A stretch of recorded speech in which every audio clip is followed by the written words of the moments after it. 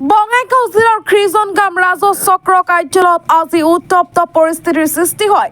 খ্ৰীষ্টনগাম ৰাজহ চক্ৰ বিষয়াজনৰ ব্যৱহাৰ মানুহৰ লগত বেয়া কৰাৰ লগতে কোনো কাম নকৰে বুলি অভিযোগ কৰিছে একাংশ লোকে। আনকি পাৰ্মিশন বসুন্ধৰা 2ৰ পৰা কোনো কাম নকৰে বুলি অভিযোগ কৰে। খ্ৰীষ্টনগাম ৰাজহ চক্ৰ অস্থায়ী চক্ৰ বিষয়াজনে দালালৰ জৰিয়তে কাম কাজ কৰাৰ অভিযোগ উত্থাপন কৰে।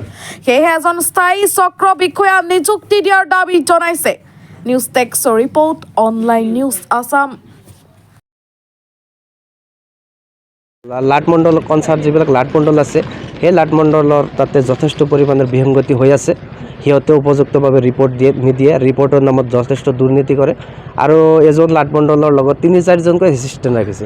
লাটমণ্ডলজন নিজেই হ'ল এজন মানে চাৰ্কল অফিচাৰৰ এছিষ্টেণ্ট। গতিকে এজন এছিষ্টেণ্টে 2জনকৈ এছিষ্টেণ্ট কেনেকৈ ৰাখে? গতিকে সেই বিষয়ে তদন্ত হ'ব লাগে আৰু উপযুক্ত ব্যৱস্থা ল'ব লাগে। আৰু যিবিলাক এছিষ্টেণ্ট ৰাখিছে সিহঁতৰ হতুৱাই বহুবিলাক অমানৱিক কাম কাজ চলাই আছে ইয়াত, মানে টকা পইচা লেনদেনৰ কাম কাজ।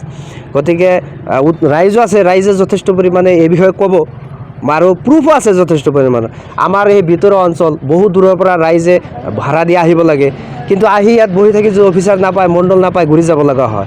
মিউটেশ্যনৰ কামবিলাক মণ্ডলে ৰিপৰ্ট দি থৈ দিছে, ছাৰৰ আইডিত আজি 1 বছৰ হৈ গ'ল, পাৰ নহয়। তাৰ মানে কি? তাৰ মানে যিখিনি মানে মাননি পাই আছে সেইবিলাক কাম হৈ আছে, যিবিলাক পোৱা নাই সেইবিলাক হোৱা নাই।